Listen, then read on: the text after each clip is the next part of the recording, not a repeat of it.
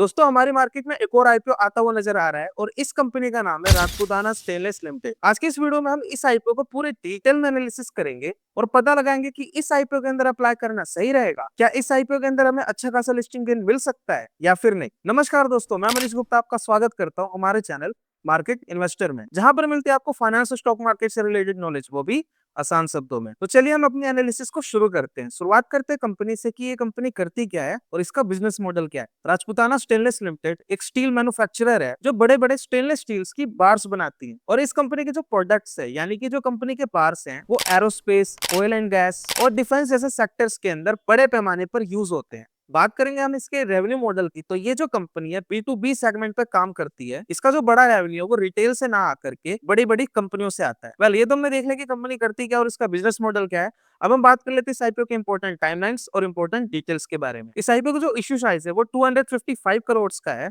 जिसमें से 179 करोड़ का फ्रेश इश्यू है, बाकी बचा हुआ 76 करोड़ है ये ऑफर फॉर सेल है। इस आईपीओ का जो प्राइस बैंड है वो 116 रुपीज से लेकर के 122 रुपीज तक का देखने को मिलेगा और इनके एक लॉट के अंदर 110 शेयर्स रहेंगे। और अगर आपको रिटेल कैटेगरी से इनका एक लॉट अप्लाई करना है तो आपके पास 13,420 रुपीज के अमाउंट होनी चाहिए। बाकी स्मॉल एच नाई, बिग एच नाई की डिटेल्स आप ऊपर चेक कर सकते हैं। इस आईपीओ की ओपनिंग 9 मार्च से लेकर के 11 मार्च तक की रहेगी और इसकी जो अलॉटमेंट है वो 12 मार्च को देखने को मिलेगी। और इस आईपीओ की जो अलॉटमेंट है वो के फिनटेक के साइट पर आएगी। और वही अगर हम बात करेंगे इस आईपीओ की लिस्टिंग की, तो वो हमें 16 मार्च को देखने को मिलेगी, यानी 16 मार्च को इस कंपनी के अंदर बाइंग और सेलिंग स्टार्ट हो जाएगी। वेल, ये तो हमने काफी सारी डिटेल्स को चेक कर लिया। अब हम बात कर लेते हैं इस कंपनी के फाइनेंशियल्स और फंडामेंटल डिटेल्स के बारे में। शुरुआत करते हैं इनके फाइनेंशियल से। हम लास्ट 1 ईयर के इनके फाइनेंशियल्स का डाटा ट्रैक करेंगे और पता लगाएंगे कि कंपनी फाइनेंशियली कैसा परफॉर्म की है। शुरुआत करते हैं इनके असेट से। मार्च 2024 के अंदर जो इनका असेट था वो 324 करोड़ रुपीस का था। 2025 में ये इंक्रीज होकर के 420 करोड़ का हो जाता है, यानी इनके असेट्स के अंदर इंक्रीज देखने को मिल रहा है। साथ ही में जो इनका टोटल इनकम यानी कि रेवेन्यू है 2024 में 915 करोड़ रुपीस का था, 2025 के अंदर 937 करोड़ का हो जाता है। यहाँ पर भी हमें जंप देखने को मिल रहा है। इसके बाद अगर हम बात करेंगे प्रॉफिट आफ्टर टैक्स की यानी कि कंपनी के नेट प्रॉफिट की, तो मार्च 2024 के अंदर 31 करोड़ रुपीस का प्रॉफिट था। 2025 के अंदर ये भी इंक्रीज होकर हो जाता है 39 करोड़ रुपीस का, यानी प्रॉफिट्स के अंदर भी यहाँ पर हमें इंक्रीज होते हुए देखने को मिल रहा है। इसी के साथ अगर हम इस वक्त की कंपनी के नेटवर्थ की बात करें वो 176 करोड़ की देखने को मिल रहे हैं। साथ ही में कंपनी के पास 108 करोड़ रुपीस का रिजर्व एंड सरप्लस मेंटेन्ड है और वही कंपनी के ऊपर जो बोरोइंग्स है वो 85 करोड़ रुपीस की देखने को मिल रही है। यानी कंपनी के ऊपर लोन तो है लेकिन इनके रिजर्व एंड सरप्लस में अच्छा खासा पैसा मेंटेन्ड है। ये कंपनी जब चाहे तब अपने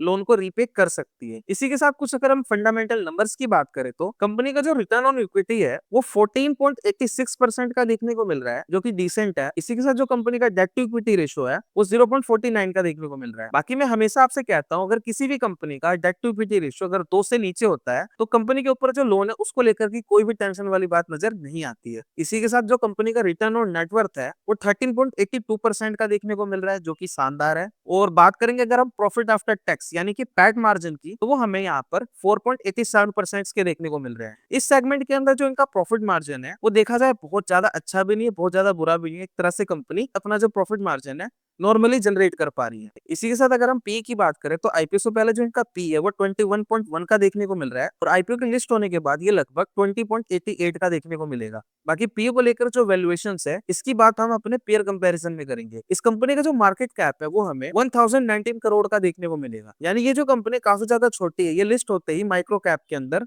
आएगी। वेल, अब हम बात कर लेते हैं साइको की जीएमपी के बारे में। दोस्तों अभी इसकी जो जीएमपी अपडेट नहीं हुई है, जैसे इसकी जीएमपी अपडेट होती है तो हम अपने टेलीग्राम पर मेंशन कर देंगे। बाकी अगर आपको स्टॉक मार्केट के अपडेट साथ ही में जीएमपी और आईपीओ के अपडेट चाहिए तो आप हमारे टेलीग्राम ग्रुप से जुड़ सकते हैं, जहां पर मैं डेली ही जीएमपी अपडेट्स मेंशन करता रहता हूँ। हमारे टेलीग्राम ग्रुप का लिंक डिस्क्रिप्शन में, आप वहां से जाकर के हमारे टेलीग्राम ग्रुप ज्वाइन कर सकते हैं। वेल, अब हम बात कर लेते हैं इस आईपीओ की पीयर कंपैरिजन की, यानी कि इस कंपनी को हमने इसकी सेगमेंट वाली कंपनी से अच्छे से कंपेयर किया। कंपेयर करके हमें पता लगता है ये जो कंपनी अपने साइज के अंदर काफी ज्यादा छोटी है, लेकिन वही अगर हम वैल्यूएशंस की बात करें तो इसकी जो वैल्यूएशन है इसके पी के हिसाब से फेयर नजर आ रही है, यानी एक तरह से जो इसकी वैल्यूएशन है काफी ज्यादा रीजनेबल है। बाकी इस कंपनी का दूसरे सेगमेंट वाली कंपनियों से जो प्रॉफिटेबिलिटी है वो काफी ज्यादा अच्छा नजर आ रहा है। इसी के साथ जो कंपनी का रिटर्न ऑन नेटवर्थ है इसके सेगमेंट वाली कंपनी से काफी ज्यादा स्ट्रॉन्ग देखने को मिल रहा है। यानी कुल मिलाकर के ये जो कंपनी अपने पीयर से आगे चल रही है। इसी के साथ अगर हम इस आईपीओ के ऑब्जेक्टिव्स की बात करें तो ऑब्जेक्टिव्स का मतलब ये कि कंपनी के पास जो आईपीओ से मिलने वाला पैसा है उससे ये कंपनी क्या करने वाली है। दोस्तों इस कंपनी के आईपीओ की टोटल हमें दो ही ऑब्जेक्टिव नजर आए। ये कंपनी अपने पहले ऑब्जेक्टिव के अंदर 18.57 करोड़ रुपीस से स्टेनलेस स्टील सेमलेस पाइप की नई मैन्युफैक्चरिंग प्लांट लगाने में यूज करेगी। ऐसा करने से इनके पोर्टफोलियो के अंदर एक और नया प्रोडक्ट ऐड हो जाएगा। ये कंपनी अपने दूसरे ऑब्जेक्टिव में 98 करोड़ रुपीस से अपने जो लोन्स हैं उसको वो रीपे करने का काम करेगी। दोस्तों ये तो हमने काफी सारी चीजों के बारे में बात कर लिया।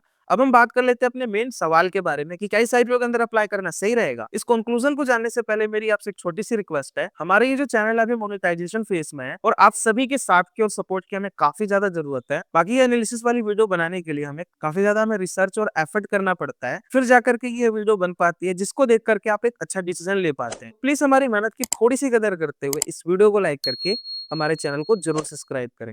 अब हम बात कर लेते हैं अपने मेन कंक्लूजन के बारे में। ये कंपनी साइज में तो छोटी नजर आ रही है और साथ ही में इस कंपनी का आईपीओ भी छोटा है, लेकिन ये प्रॉफिटेबिलिटी के मामले में अपने दूसरे सेगमेंट वाली कंपनी से काफी ज्यादा स्ट्रॉन्ग नजर आ रही है। साथ ही में कंपनी के जो प्रॉफिट मार्जिन है वो भी एक तरह से ठीक नजर आ रहे हैं। इस कंपनी के पास अच्छे रिजर्व एंड सरप्लस भी मेंटेन्ड है। साथ ही में कंपनी के ऊपर लोन है तो उसको भी ये अपने आईपीओ के ऑब्जेक्टिव्स के अंदर रीपे करने की बात कर दी है। सो लोन को लेकर के कोई भी टेंशन वाली बात नजर नहीं आ रही है। ओवरऑल फंडामेंटल एनालिसिस के हिसाब से और बिजनेस एनालिसिस के हिसाब से ये कंपनी सही नजर आ रही है। लेकिन यहाँ पर मैं आपको सेंटिमेंट्स की हकीकत बताना चाहूंगा। इस टाइम पे जो जियो पॉलिटिक्स है वो काफी ज्यादा टेंशन में चल रही है, क्योंकि हाल ही में मिडिल ईस्ट के अंदर काफी ज्यादा वॉर की सिचुएशंस बनी हुई है। इनफैक्ट वॉर हो भी रही है। इसी करके ये जितने भी आईपीओ आ रहे हैं उसके अंदर डिमांड देखने को नहीं मिल रही है।